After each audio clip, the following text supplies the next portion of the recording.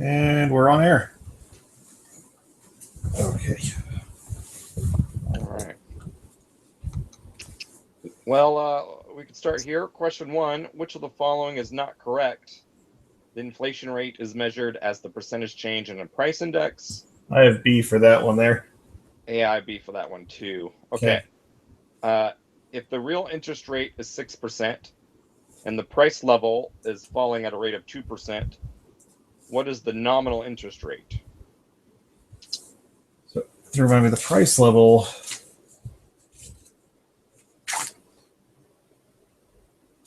is the cost of goods, right? So that would be 8%, right?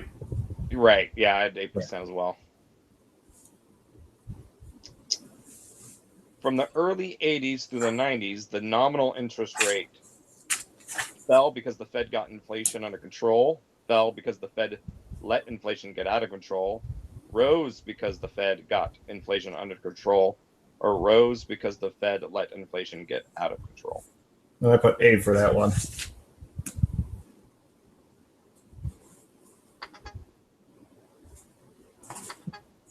Oh, yeah, that makes sense. Okay. I was having a hard time with that, but now that you mentioned it, the 70s were crazy. And yeah, and there's a figure 5 also kind of shows that, and then inflation coming down, and then the nominal interest rate coming down right after that. So, all right, the evidence from hyperinflations indicates that money growth and inflation are positively related, which is consistent with the quantity theory of money. Which that I had A for this one. mm-hmm. Was there anything because I know with inflation that matches up with hyperinflation? Did that change it? I can't remember. I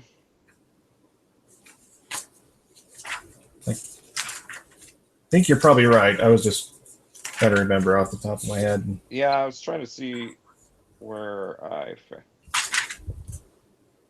I found this chapter to be kind of like everywhere. Yeah, so same figuring here. out where it got.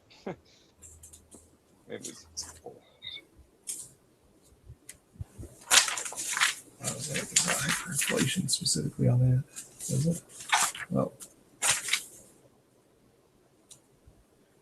in section 17.1F, okay, velocity in the equation for quantity equation. Got it. It mentions. Did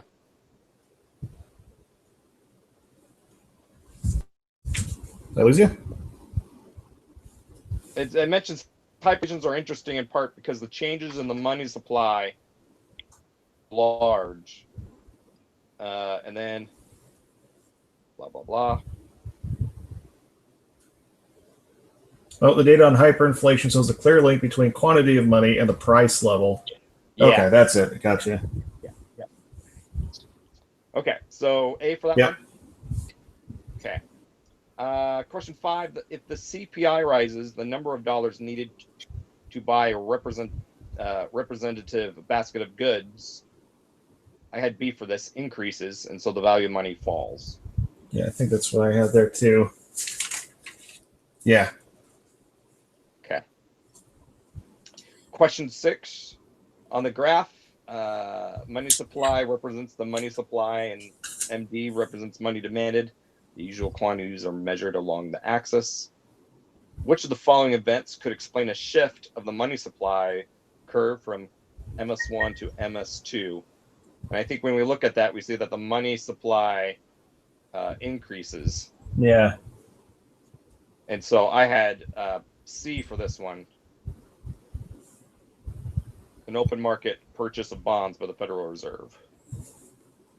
Now, if they're purchasing bonds. No, that's right. You're right. Okay, I just had to get my head around it. Oh, hold on. Maria's messaging us. Hold on. Yeah. Oh, she says she's not going to be able to get on her. It's not letting her. Okay. Okay. So for sister one there, oh wait, I get the wrong courses. For our instructor there, Maria has been trying like crazy to get on, but her internet's just not letting it happen.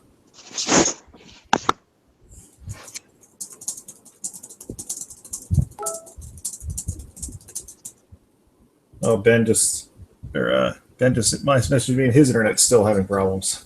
Yeah. Okay, I just told Maria that we'll post it when she's done so she can review it that way. I think I'm on for Oh, now. hey, here you are. Hey. Hi. Sorry, I don't know why my internet's being so weird. Well, we're glad that you could join in. Yeah, me too. Sorry, you guys can continue. What problem were you guys on? Well, we just finished number 6. So if you have Okay. any questions about the first 6 one of the first 6, wouldn't mind going over it, but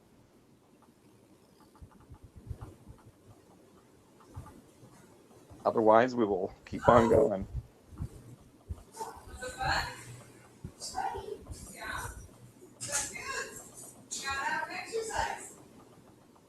Sorry, Bishop was texting me. It was fine. Let's see here. Okay, so question number 7. Open market purchases by the Fed make the money supply, and we just kind of went over this. I had Yeah. D for this one. Yeah. Decrease, which makes the value of money decrease. Yep. Okay. Question 8. If M equals 2,000, P equals 2.25, and Y equals 6,000, what is velocity? And I think the formula for that velocity equals P times Y Over divided M. by M. So I think that for me, I got 6.75. Okay. Go with that. Okay. The price level is, and I had struggled finding an answer for this one. I think it's D, nominal variable, but I am not certain about that. Okay.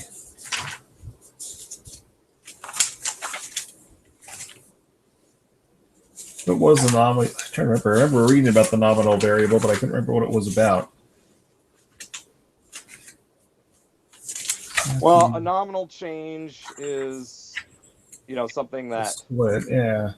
that's not adjusted for inflation, essentially. Or sorry, I meant the dichotomy. That was it. Sorry.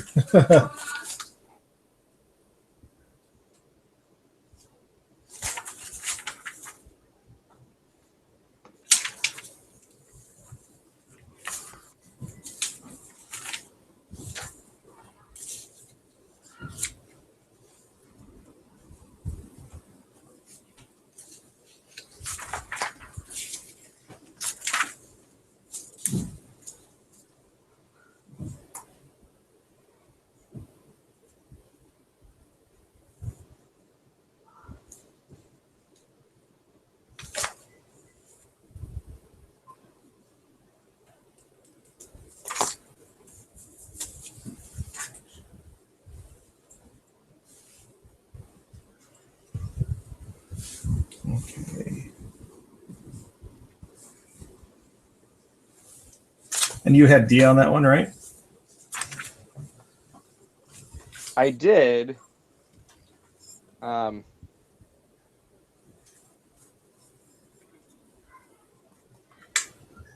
the section on the classical dichotomy and monetary neutrality, they talk about like how it applies to real wages and interest rates. I couldn't find something that talked specifically about the price level. Yeah. Ah, dang it.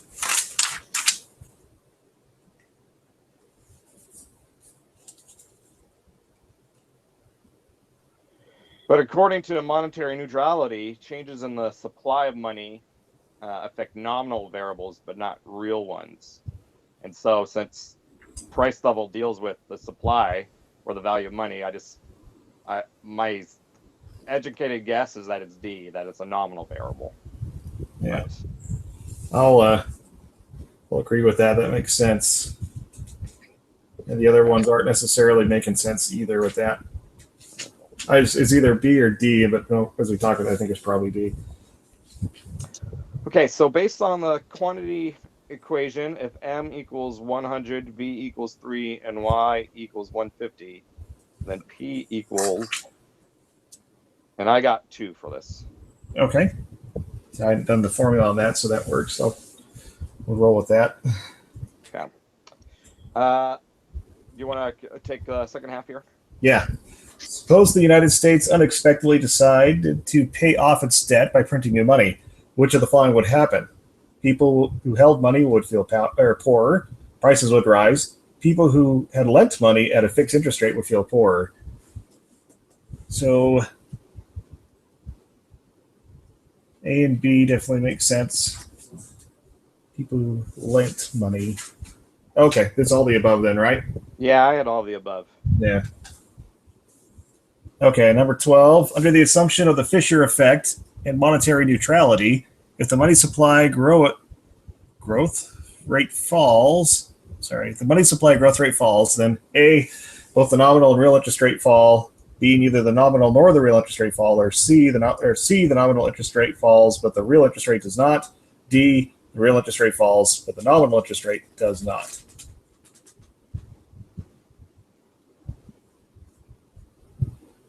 I had C Falls, for then. this one. Yeah, I think that's right. Or is it? Hold on a second here.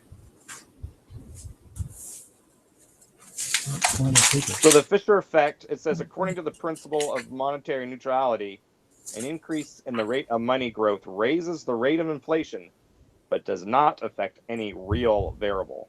Okay, there you go. So you said that was D, right? Or is it C? What did I say? I said C. So the nominal C. interest rates falls, but the real interest rate is unaffected. Okay, got it. Number 13, the inflation tax. A is an alternative to income taxes and government borrowing. D taxes most those who hold the most money. C is the revenue created when the government prints money. Or D, all the above. I think that's all the above, isn't it? Yeah, I had all of the above. I think so. Okay, that makes sense because yeah. Okay, number 14. Which of the following are U.S. taxpayers allowed to adjust for inflation for the purpose of income taxes? A, both interest income and capital gains. That's not it. B, interest income but not capital gains.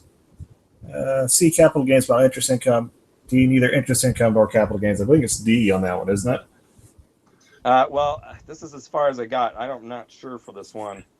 I'm pretty sure that's because you get taxed on. Following U.S. taxpayers allowed to adjust for inflation. Yeah, because it doesn't adjust for inflation either way, whether you're collecting interest on your money market account or whether you've got your capital gains. So I think it's D. Okay. Okay, number 15. Marta lends money. Marta lends money at a fixed interest rate, and then inflation turns out to be higher than she expected it to be. The real interest rate she earns is A, higher than she expected, and the real value of the loan is higher than she expected. B, higher than she expected, and the real value of the loan is lower than she had expected. C, lower than she had expected, and the real value of the loan is higher than she expected. D, lower than she had expected, and the real value of the loan is lower than she expected. So Marta lends the money. So she lends it. Okay, and then inflation goes up. Well, the real interest rate would be lower. Yeah. And the real value of the loan is lower, so that's D, right? I think so. Yeah, that makes sense to me. Because the value of the loan is going to drop, obviously, because of inflation. Yeah. Yeah. Okay. 16. When Haley states that inflation by itself always reduces the real return of her savings, she, A, has expressed the idea of tax inflation, B, has expressed the idea behind menu costs, C, has committed the inflation fallacy, or D, has expressed the idea behind shoe leather costs. Haley states always.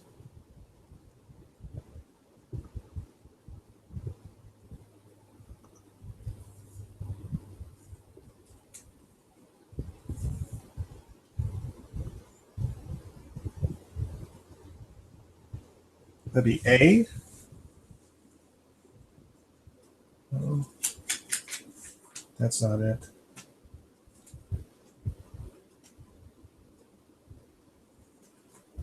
It's not okay. Maybe we just do elimination here. So it's not menu cost because that's talking about the price you spend to update your menus and your billboards and your advertising and everything to match your raised prices. So it's not that one. It's not shoe leather costs either, right? Pretty sure that and the menu were pretty much the same thing. Yeah. What was the menu? The menu cost is when inflation goes up, but it costs so much money for a business to actually go and raise their prices because they got to redo their menus, redo their advertising, pay for all that to change it.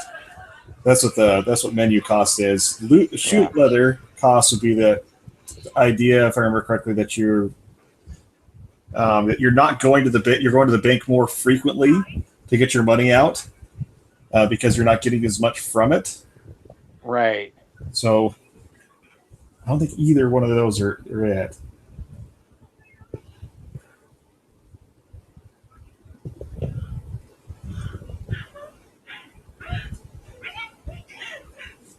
Hey, baby. They can probably do that.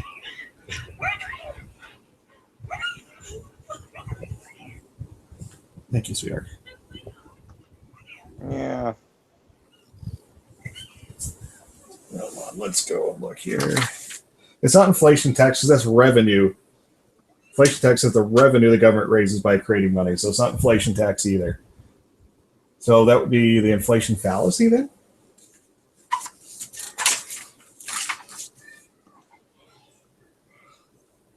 Yeah, it's got to be. Yeah, it's got to be that. Because look at the other three just don't fit at all. The closest would be the shoe leather. I'm just trying to. I didn't see the term inflation fallacy. Yeah, neither. I don't recall.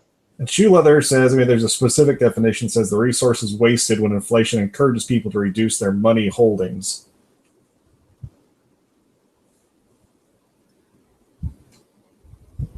So I don't think that one's it. I think it's the fallacy. Let's see here. Yeah, I don't know if I remember reading that fallacy. It's going to be in this inflation. Let's see here. There's a section they call does inflation really, is it really bad or something like that? That's probably what it is.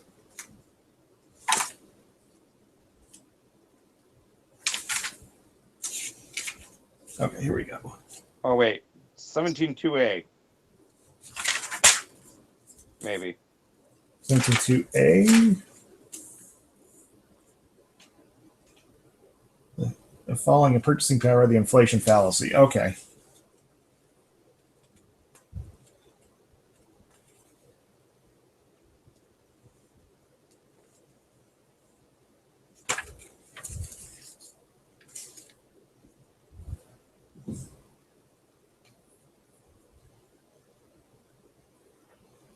I think that's.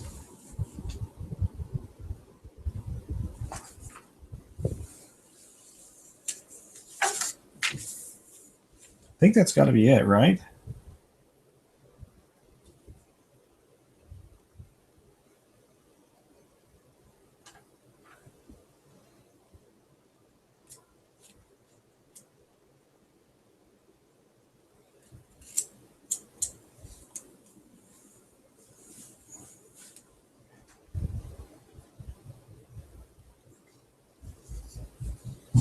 Yeah, that's it. That's it. That second paragraph kind of goes and explains. It talks about how, if they feel like they're cheated, but in fact their wages are higher and stuff like that. So okay, and then you know what? In the number 17 seems to be the shoe leather cost. Oh, okay. Oh yeah, there you go. Yeah. Perfect. Well, that worked out. Okay. Okay, number 18, indexing the tax system to take into account the effects of inflation would by itself mean that only real interest earnings are taxed. B means an end to taxing capital gains. C means an increase in the average tax rates. Or D, all the above. Indexing the tax to take into account.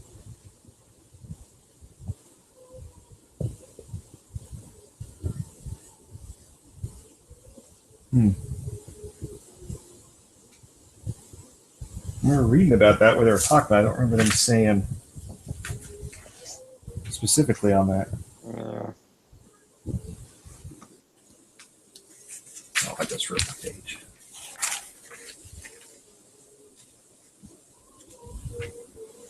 There's talks about, oh goodness, the tax code was already okay, here we go. Section 17.2E, I think it is.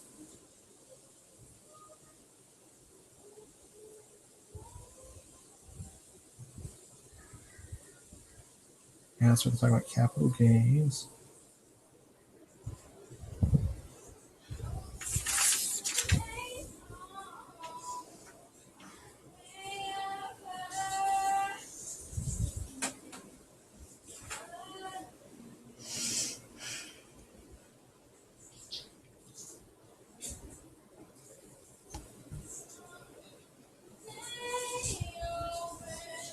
Okay, index. Kind of talks about it at the end of the chapter or end of that section.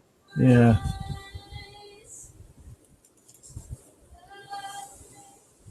So I think it's A. Only real interest. Yeah. Yeah, because they're not talking about eliminating capital gains tax altogether, just taxing the real gain. Yeah. Instead of the, yeah.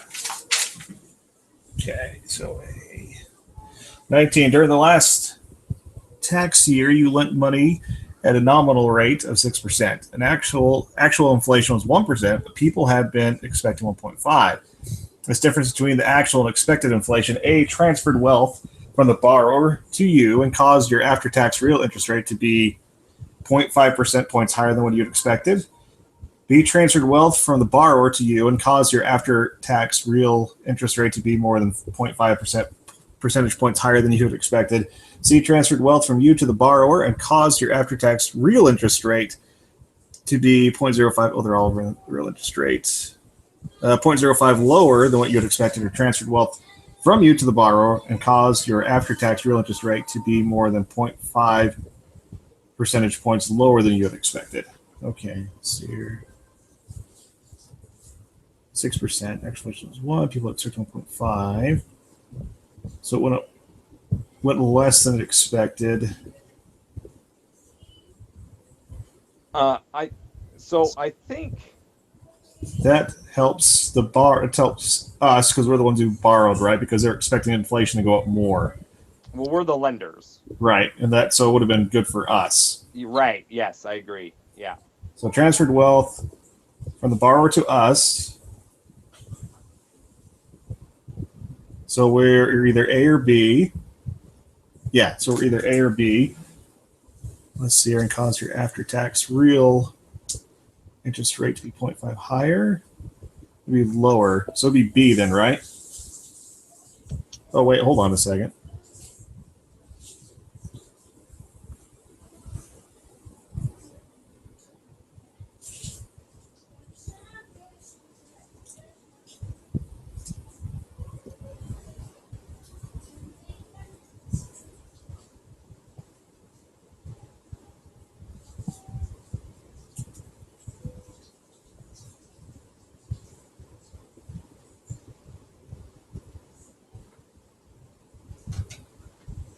So I'm thinking it's A then, right?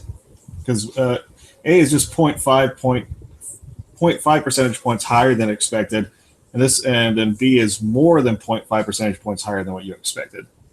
There's the only difference between those two. It would be just 5% though, right? Or 0.5%, sorry. Let's see here.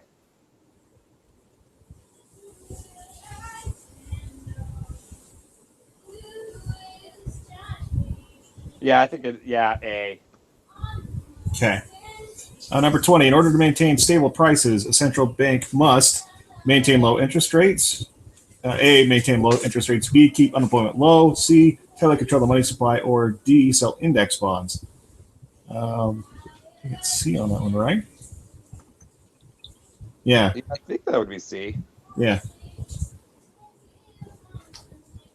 I'm going to go with C on that one. Okay. Marie, did you need any of these again? Oh, she's not here. We lost her. Yeah, I think we lost her a while ago. But yeah, I thought she was just being quiet. But okay. Well, I'll post it so she can follow the link and go get the answer she may have missed. Hopefully. All right, Paul. Well, I guess I'll see you next week then. Yep. Yep. Getting close to the end of the class, so we're getting there.